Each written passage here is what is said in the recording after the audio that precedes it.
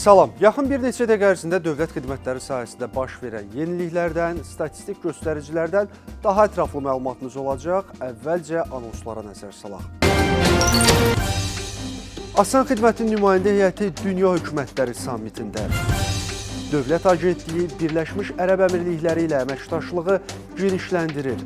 Azərbaycan brendi qlobal məkanda nümunə kimi təqdim olundu. Yaşad Fondu bu dəfə hansı dəstək tədbirlərini göstərdi? Fond şəhidlərimizin həyat yoldaşları üçün hansı layihəyə başladı? Səyyar Asan Xidmət harda fəaliyyət göstərir? Ötən həftə Asan Xidmət mərkəzlərinə 241.240 müraciət qeydə alındı. Asan kommunal mərkəzlərinə edilən müraciət sayı 14.323 oldu. 4.148 səyyar xidmət göstərildi. 108 çağrı mərkəzinə edilən müraciət sayı 18.512 oldu. Ötən həftə ərzində vətəndaşlara 8.736 viza verildi. Asan ödəniş vasitəsilə 186.397 ödəniş həyata keçirildi.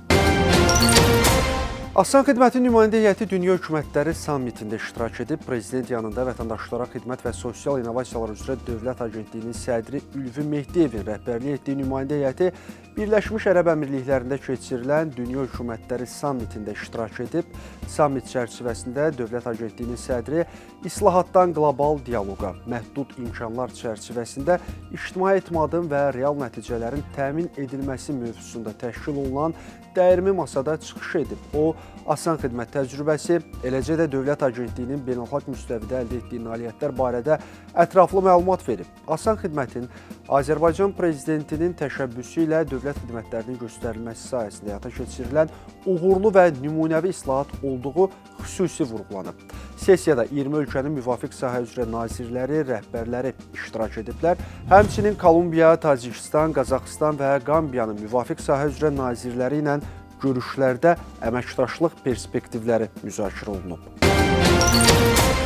Asan Xidmət dövlət xidmətləri sahəsində Birləşmiş Ərəb Əmirlikləri ilə əməkdaşlığı genişləndirir. Azərbaycan hökuməti ilə Birləşmiş Ərəb Əmirlikləri hökuməti arasında Dünya Hökumətləri Sammiti çərçivəsində anlaşma memorandumu imzalanıb. Sənədi Dövlət Agentliyinin sədri Ülvi Mehdiyev və Birləşmiş Ərəb Əmirliklərinin Dövlət Naziri və Kabinetin baş katibi Məryəm Al-Hammadi imzalayıblar. Məqsəd dövlət xidmətlərinin göstərilməsi sahəsində əməkdaşlığın genişləndirilməsi, idarəetmə və institusional bacarıqların inkişafı, müvafiq istiqamətlər üzrə birgə layihələrin həyata keçirilməsidir. Eyni zamanda sənədin icrası çərçivəsində dövlət xidmətlərinin göstərilməsi sahəsində innovasiyaların tətbiqi üzrə təcrübə mübadiləsinin aparılması planlaşdırılır.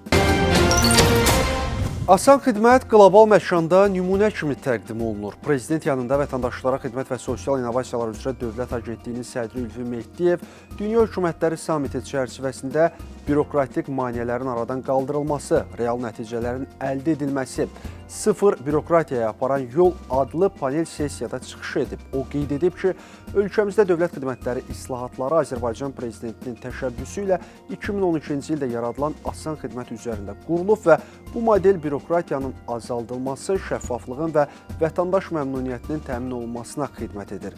Həmçinin Asan xidmətin həm yerli, həm də beynəlxalq müstəvidə etibarlı və tətbiq oluna bilən model kimi tanındığı və bu gün yüksək vətəndaş məmnunluğu ilə effektiv nəticələr təqdim etdiyi auditoriyanın diqqətinə çatdırılıb. Sammitin növbəti günündə Dövlət Agentliyinin sədri süni intellekt dövründə insan resurslarının gələcəyinin formalaşdırılması adlı dəyirmi masa müzakirəsində də çıxış edib. Dünya Hökumətləri Sammiti zamanı BMT-nin baş katibinin iqtisadi və sosial məsələlər üzrə müavini ilə görüş keçirilib. Dövlət Agentliyinin nümayəndə heyəti sammit çərçivəsində baş nazirin müavini Samir Şərifovun çıxış etdiyi Yeni İpək Yolu forumunda da iştirak edib.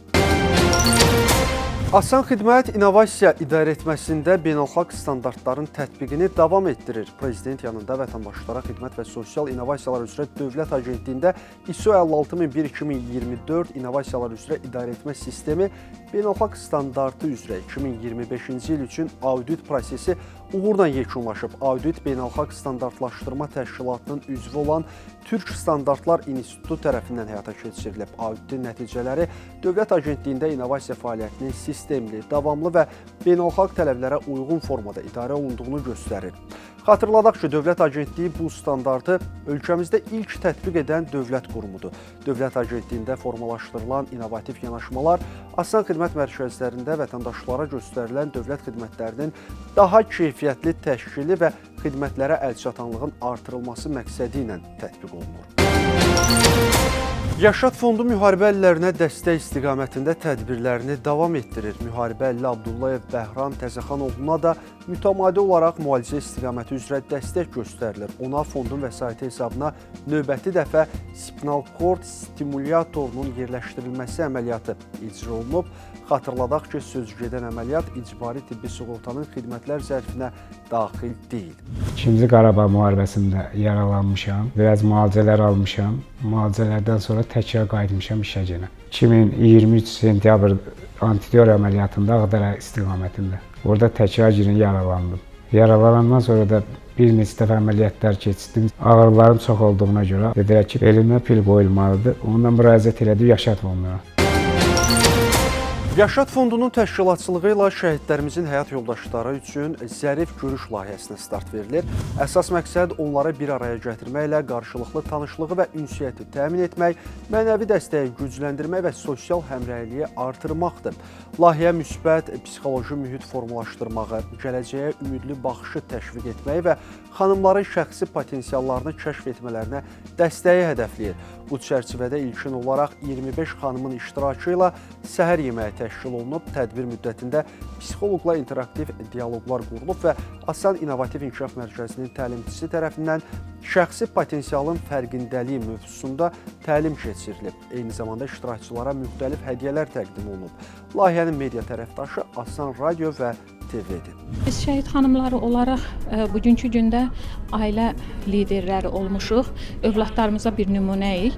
Ona görə də belə görüşlər bizə dəstək vermək daha faydalı olur. Çox xoş oldu ki, belə bir tədbirdə biz də iştirak elədik. Mövzumuz evladlarımız oldu, bir-birimizə məsləhətlər vermişik. Təhsil barədə, o uşaqlarla necə davranmaq barədə.